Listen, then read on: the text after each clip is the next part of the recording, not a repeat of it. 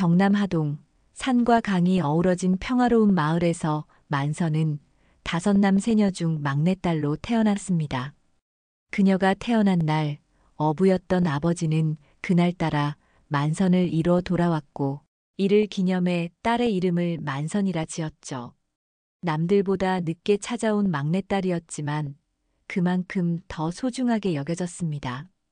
우리 만선이는 복덩이야. 이 아이가 태어나던 날 바다가 축복을 내렸단다. 아버지는 늘 만선을 무릎에 앉히고 이 이야기를 들려주곤 했어요. 아버지의 말처럼 만선은 가문의 복덩이로 자랐습니다.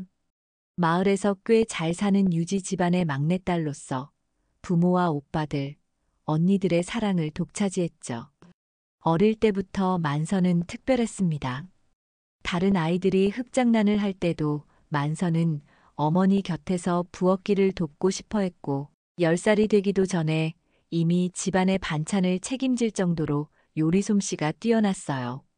만선이 손맛은 하늘이 내린 재주야.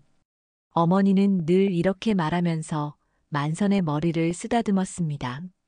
학교에서도 만선은 늘 반에서 상위권을 유지했고 선생님들의 사랑을 받았어요.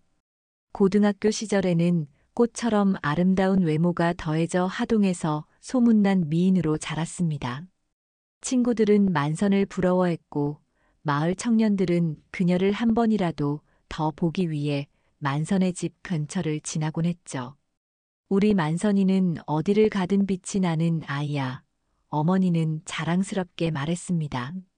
그 말에 만선은 수줍게 웃기만 했지만 마음속으로는 부모님의 기대에 부응하고 싶은 마음이 가득했어요. 집안에서는 오빠들과 언니들이 만선을 위해 무엇이든 다 해주었습니다. 좋아하는 과자가 생기면 몰래 사다 주기도 하고 학교 행사가 있으면 다른 일은 제쳐두고 응원하러 오기도 했죠. 만선은 그런 가족들 속에서 따뜻하게 그리고 단단하게 자랐습니다. 사람은 사랑받아야 제대로 자란다더니 우리 만선이는 정말 그 말이 맞네. 마을 어른들은 이렇게 말했어요. 그때까지만 해도 아무도 그 빛나는 미소가 언젠가는 꺼질 것이라고 예상하지 못했습니다. 만선의 인생은 너무나 완벽해 보였으니까요. 하지만 인생이란 예측할 수 없는 법이죠. 때로는 가장 행복해 보이는 순간이 불행의 시작점이 되기도 합니다. 만선의 인생도 마찬가지였습니다. 하동의 빛나는 별처럼 살아온 만선에게도 인생의 큰 전환점이 다가오고 있었어요. 아무도 예상치 못한 그리고 아무도 막을 수 없었던 운명의 수레바퀴가 서서히 돌아가기 시작했습니다. 만선이 22살이 되던 해 부산에서 온 중매쟁이가 찾아왔습니다. 꽃다운 나이에 접어든 만선에게는 이미 여러 중매가 들어오고 있었지만 이번 제안은 달랐어요. 부산의 유명한 제재업체 사장의 장남과 만선을 맺어주고 싶다는 것이었죠.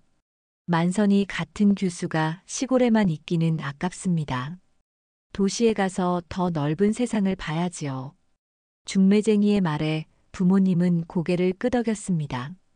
아버지는 오랫동안 고민하다가 가족회의를 열었어요. 우리 딸이 도시에서 좋은 집에 살면서 고생 안 했으면 좋겠다. 아버지는 도시의 편리함과 부유함이 딸에게 행복을 가져다 줄 거라 믿었습니다. 만선은 처음에는 망설였습니다. 태어나서 자란 하동을 떠난다는 것이 두렵기도 했고 낯선 집안에 들어간다는 것이 부담스럽기도 했죠. 하지만 부모님과 오빠들, 언니들의 설득에 결국 선을 보기로 했어요. 한번 만나보는 거야. 마음에 들지 않으면 거절해도 돼. 어머니의 말에 만선은 용기를 내어 선자리에 나갔습니다. 첫 만남에서 김준호는 만선의 마음을 사로잡았어요. 키가 크고 호남한 외모에 무엇보다 예의 바른 태도가 인상적이었죠. 부산 최고의 부잣집 장남이라는 타이틀보다 그의 따뜻한 미소와 진중한 말투가 만선의 마음을 흔들었습니다. 만선 씨, 저희 부모님도 당신을 꼭 한번 뵙고 싶어 하십니다. 두 번째 만남에서 준호는 이렇게 말했어요. 단 두 번의 선자리 후 만선은 약혼을 하게 되었습니다. 주변에서는 천생연분이라며 축하해 주었고 친구들은 부러움의 눈빛을 보냈죠. 하지만 아무도 그 집안의 진짜 주인이 누구인지 그리고 그곳에서 만선이 어떤 대우를 받게 될지 제대로 알려주지 않았어요. 결혼식 날 만선은 하얀 웨딩드레스를 입고 행복에 젖어 있었습니다. 준호의 손을 잡고 입장하는 순간 평생의 행복이 약속된 것만 같았죠. 친정 식구들의 축복 속에 만선은 새로운 인생을 향해 첫걸음을 내딛었어요. 우리 딸 좋은 집에 시집가서 행복하게 살아라. 부모님의 축복 속에 만선은 웃었지만 그 웃음이 마지막 진심 어린 웃음이 될 줄은 몰랐습니다. 결혼식장을 나서는 순간 만선의 마음속에는 설렘보다 약간의 두려움이 더 컸어요. 하지만 그것조차 곧 지나갈 감정이라 생각했습니다. 신혼집은 부산 해운대의 고급 아파트였습니다. 창문 너머로 보이는 바다 전망은 숨이 막힐 정도로 아름다웠어요. 하지만 그 아름다움을 즐길 여유는 없었죠. 결혼 첫날부터 시어머니 정영숙은 만선에게 집안의 규칙을 하나하나 설명했습니다. 우리 집은 질서가 중요해. 아침 6시에 일어나서 가족 아침 준비하고 청소는 구석구석 깨끗하게 해야 합니다. 김씨 집안의 며느리는 항상 완벽해야 하니까. 시어머니의 말투는 부드러웠지만 그 속에 담긴 의미는 단호했어요.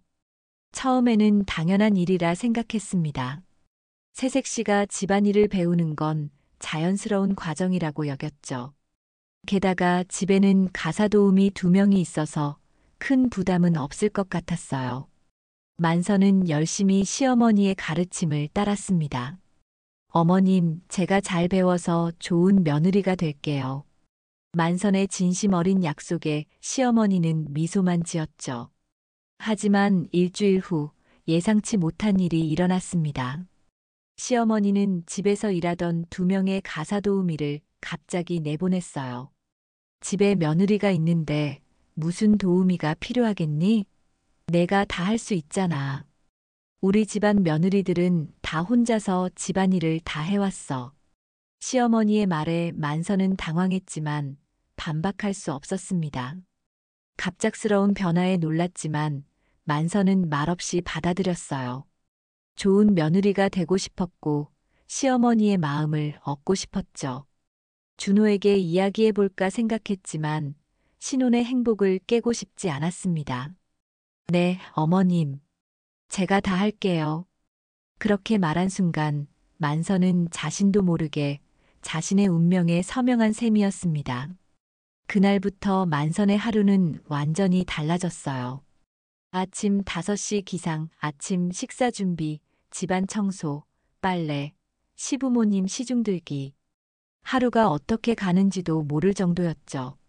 저녁에 준호가 귀가하면 만선은 최대한 밝은 모습을 보여주려 노력했습니다. 힘든 내색을 하고 싶지 않았어요. 그런데 준호도 점점 달라지고 있었죠.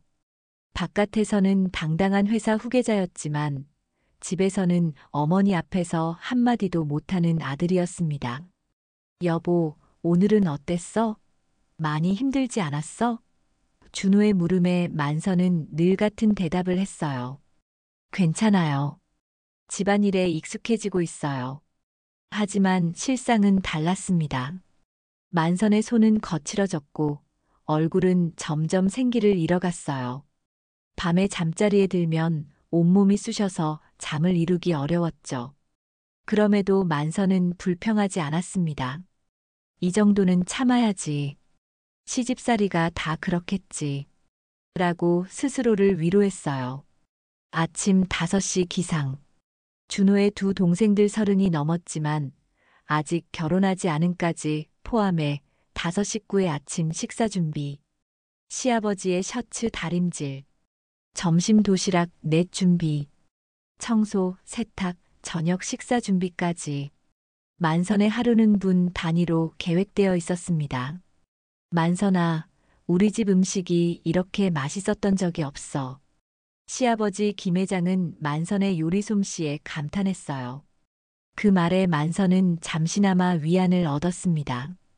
최소한 한 사람에게는 인정받고 있다는 생각이 들었으니까요. 그러나 그 감탄은 곧 새로운 부담으로 이어졌습니다.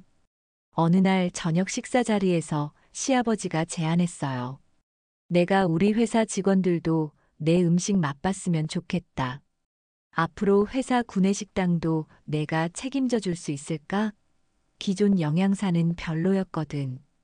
우리 직원들도 더 맛있는 음식을 먹어야지. 만선은 숨이 막혔습니다. 집안일도 벅찬데 200명의 회사 식사까지 책임지라니요. 하지만 거절할 수 없었어요. 시어머니의 눈빛이 당연히 해야지라고 말하고 있었으니까요. 네, 아버님. 제가 해보겠습니다. 그 순간부터 만선의 삶은 더욱 고달파졌습니다. 아침 3시에 일어나 회사 구내식당 준비를 위해 장을 보고 5시에 출발해 6시부터 조리를 시작해야 했어요. 점심 식사 서비스를 마치고 설거지까지 끝내면 오후 2시. 서둘러 집으로 돌아와 집안일을 하고 다시 저녁 식사 준비를 했죠. 남편 준호는 이런 상황에서 아무런 도움도 되지 않았습니다. 장남이지만 어머니 앞에서는 한마디도 못하는 마마보이였어요. 때로는 만선의 고단함을 이해하는 듯했지만 결코 부모님께 맞서지 못했습니다. 여보, 힘들면 말해. 내가 어머니께 말해볼게. 하지만 그 말은 한 번도 실행된 적이 없었어요. 준호는 늘 다음에 조금만 더 참자라는 말로 상황을 미뤄왔습니다. 만선은 점점 더 외로워졌어요. 행복한 결혼 생활을 꿈꾸며 시집왔지만 현실은 꿈과 달랐습니다. 만선아, 요즘 얼굴색이 안 좋네. 몸 관리 잘해야지. 시어머니의 말은 언제나 꾸중으로 들렸어요. 걱정이 아닌 업무 효율이 떨어질까 하는 우려였죠. 친정에 전화하고 싶었지만 그럴 시간조차 없었습니다. 가끔 어머니에게 전화해도 시어머니가 옆에서 듣고 있어 속마음을 털어놓을 수 없었어요. 그저 잘 지내고 있어요. 걱정 마세요. 라는 말만 반복했죠. 밤이면 만선은 남몰래 눈물을 흘렸습니다. 이게 정말 내 인생이 될 거야? 언제까지 이렇게 살아야 하지? 하지만 대답은 없었어요. 오직 다음 날의 고된 일과만이 그녀를 기다리고 있었습니다. 결혼 2년 차, 만선은 첫 임신 소식을 알게 되었습니다. 병원에서 양성 판정을 받은 날, 만선은 오랜만에 진정한 기쁨을 느꼈어요. 이제 달라질 거야. 아이가 생기면 조금은 편해질 거야. 그런 희망을 품고 집에 돌아왔습니다. 시부모님에게 임신 소식을 전했을 때 기대했던 반응은 아니었어요. 시아버지는 말없이 고개만 끄덕였고 시어머니는 담담하게 말했습니다. 임신했다고 일손 놓으면 안 돼. 나도 너희 남편 가질 때 회사 일 다 했어. 우리 집안 여자들은 다 강해. 만선은 충격을 받았지만 표현하지 못했어요. 준호조차 어머니 말씀이 맞아. 우리 엄마가 그렇게 강하셨대. 라며 어머니 편을 들었죠. 그날부터 만선의 일상은 전혀 바뀌지 않았습니다. 오히려 더 힘들어졌어요. 아침부터 밤까지 이어지는 노동. 무거운 쌀포대를 나르고 회사 식당에서 수백 인분의 음식을 준비하는 동안 만선의 몸은 비명을 질렀습니다. 입덧이 심했지만 부엌에서 일할 때는 참을 수밖에 없었어요. 여러 번 어지러움을 느꼈지만 잠시 쉴 틈도 없었죠.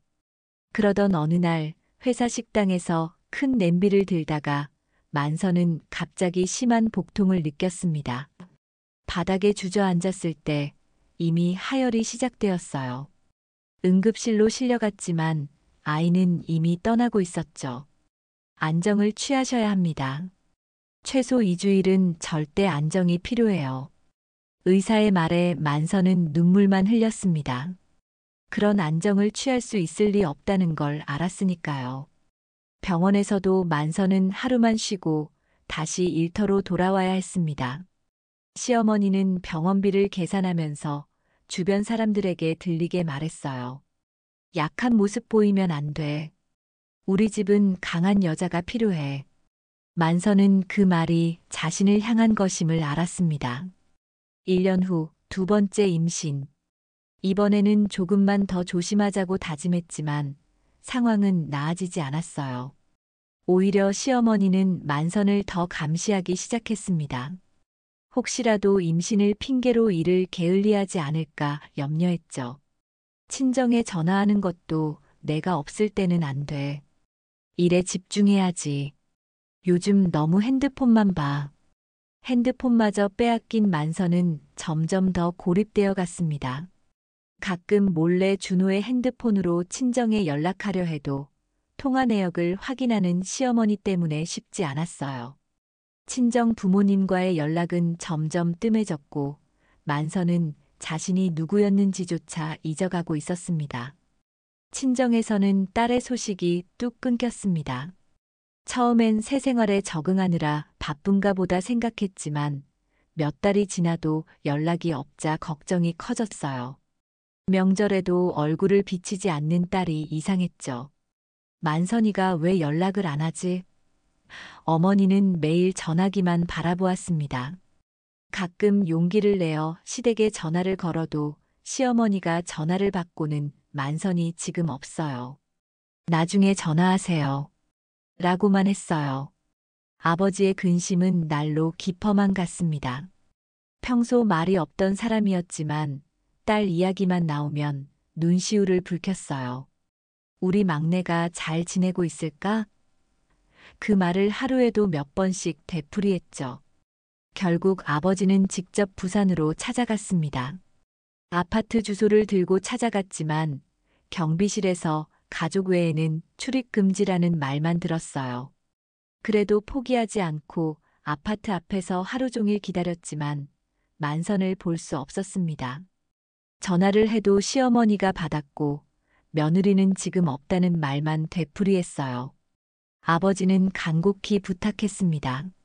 아버지, 제발 만선이 좀 바꿔주세요. 지금 나갔어요. 다음에 전화하세요. 그렇게 수십 번을 시도했지만 만선과 연결되는 날은 오지 않았어요. 아버지의 건강은 점점 나빠졌고 딸을 그리워하는 마음은 날로 깊어만 갔습니다. 고혈압이 있던 아버지는 밤마다 잠을 이루지 못했어요. 우리 만선이 한 번만 더 보고 싶구나. 그리고 어느 겨울날 아버지는 갑작스러운 뇌출혈로 쓰러졌습니다. 의식을 잃기 전 마지막으로 한 말은 만선이였어요. 병원으로 실려갔지만 결국 만선을 보지 못한 채 세상을 떠났습니다. 어머니는 절망에 빠졌어요. 남편을 잃은 슬픔도 컸지만 그보다 딸에게 이 소식을 어떻게 전해야 할지 몰랐죠. 시댁에 연락했지만 이번에도 시어머니는 만선이에게 전해주겠다는 말만 했습니다.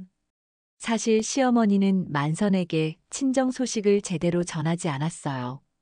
가끔 전화가 오면 별일 없대라고만 말했죠. 만선이 친정에 가고 싶어 할까봐, 그래서 집안일에 소홀해질까봐 두려웠습니다. 오빠들과 언니들은 분노했어요. 여동생이 어떤 상황에 있는지 확인조차 할 수 없다는 사실이 그들을 괴롭혔습니다. 여러 번 시댁을 찾아갔지만 늘 같은 대답뿐이었죠. 만선이는 지금 회사에 있어요. 장례식이 진행되는 동안 만선의 모습은 보이지 않았습니다. 하지만 가족들은 포기하지 않았어요. 어떻게든 만선에게 아버지의 부고를 알리고 그녀를 구해내야 한다고 결심했습니다. 만선에게 아버지의 부고는 뒤늦게 전해졌습니다. 시어머니가 전화를 받고도 사흘이나 지난 후에야 알려준 것이에요. 그것도 내 친정아버지가 돌아가셨대. 장례식은 내일 끝난대. 라는 짧은 말로만 전했죠. 만선은 그 자리에서 쓰러질 뻔했습니다. 아버지가 돌아가셨다고요? 그것도 이미 장례가 거의 끝나간다고요? 만선은 처음으로 시어머니에게 목소리를 높였어요. 왜 이제야 말씀하세요? 아버지가, 아버지가. 시어머니는 담담하게 대답했습니다. 회사 일이 바빠서 말할 틈이 없었어. 그리고 내가 가봐야 달라질 게 없잖아. 만선은 그 순간 모든 것이 무너지는 느낌이었어요. 지금까지 참아왔던 모든 것들이 한꺼번에 밀려왔습니다. 아버지의, 그것도 가장 사랑했던 아버지의 장례식조차 제대로 치를 수 없다니요. 저 지금 당장 가야 합니다. 만선의 단호한 말에 시어머니는 처음으로 당황한 기색을 보였어요. 회사 식당은 어쩌고, 오늘 중요한 손님이 온다며, 아버지도 돌아가시면 그만인데, 일은 계속해야지. 그 말에 만선은 처음으로 시어머니를 똑바로 쳐다봤습니다. 3년간 한 번도 해보지 않았던 일이었어요. 눈에는 눈물이 고여 있었지만 목소리는 단단했습니다. 죄송합니다만 저는 갑니다. 지금 당장요. 준호가 퇴근해서 집에 도착했을 때 만선은 이미 짐을 싸고 있었어요. 아버지의 장례식 마지막 날이라도 참석하기 위해서였죠. 준호는 당황했지만 만선의 결심을 막을 수는 없었습니다. 내가 데려다 줄게. 준호의 제안에 만선은 고개를 끄덕였어요. 장례식장에 도착했을 때는 이미 늦은 저녁이었습니다. 하지만 가족들은 만선을 기다리고 있었어요. 만선이 장례식장에 들어서자마자 어머니가 달려와 딸을 끌어안았습니다. 만선아. 어머니는 딸을 보자마자 오열했어요. 엄마, 아버지가 어떻게. 만선도 참았던 눈물이 터져 나왔습니다. 내 아버지는 내가 너무 보고 싶어 했어.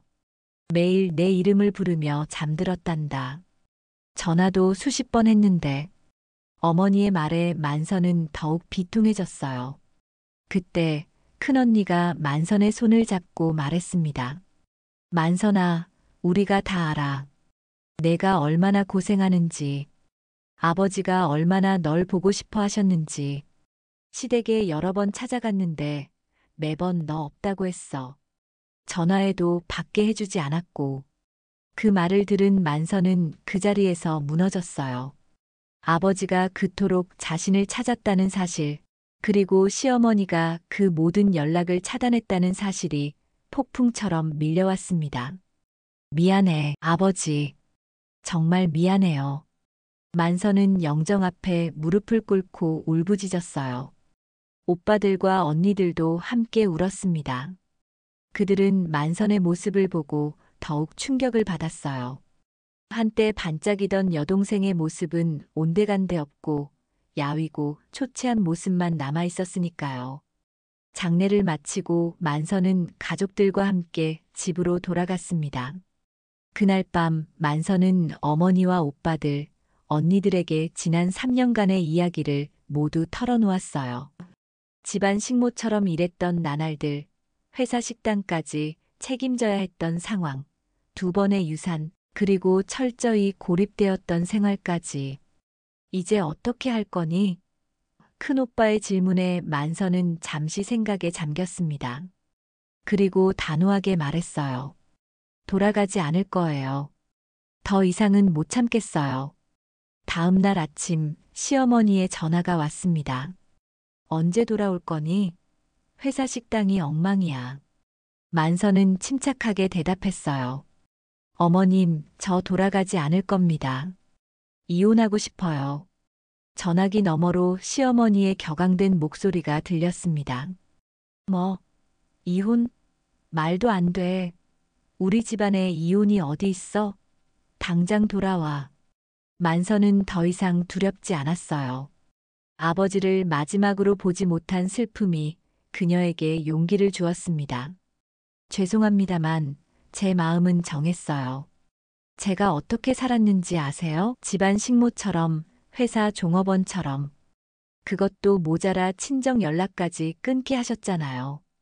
오후에 준호가 친정을 찾아왔습니다. 그의 얼굴은 창백했어요. 여보, 집에 돌아가자.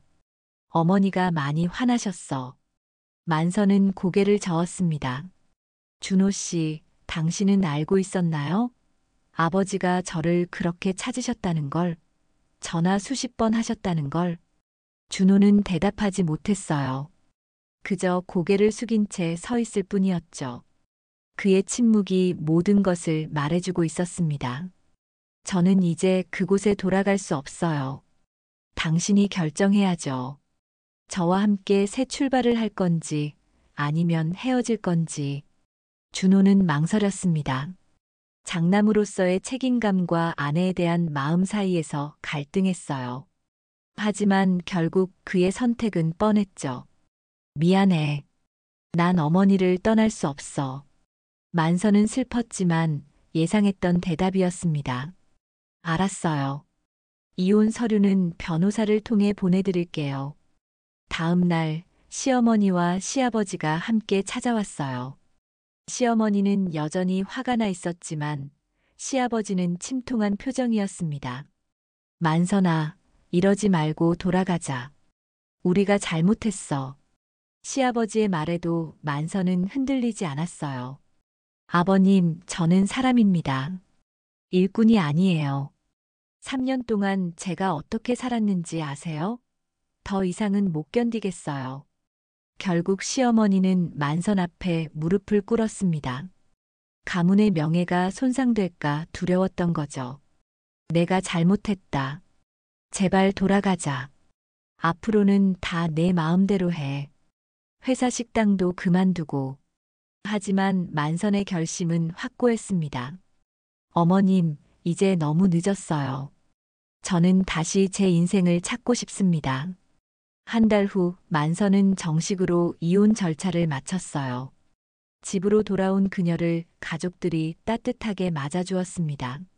아버지의 빈자리는 크게 느껴졌지만 만선은 이제 자신의 인생을 다시 시작할 준비가 되어 있었어요. 만선아, 이제 어떻게 할 거니? 어머니의 질문에 만선은 미소 지었습니다. 우선은 푹 쉬고 싶어요.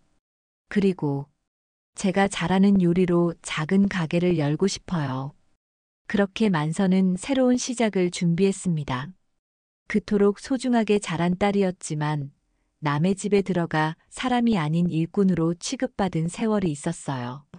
하지만 이제는 그 지옥 같은 곳에서 벗어나 자신을 되찾기 시작했습니다.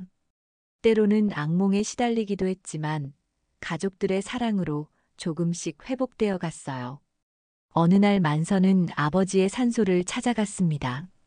아버지, 이제 저 괜찮아요. 다시 예전의 만선이로 돌아가고 있어요. 지켜봐 주세요. 바람이 살랑이며 만선의 뺨을 쓰다듬었습니다. 마치 아버지의 손길 같았어요. 이제 만선은 앞으로 나아갈 준비가 되어 있었습니다. 한때 복덩이로 불렸던 그녀는 다시 한번 자신의 삶에 복을 불러오고 있었습니다.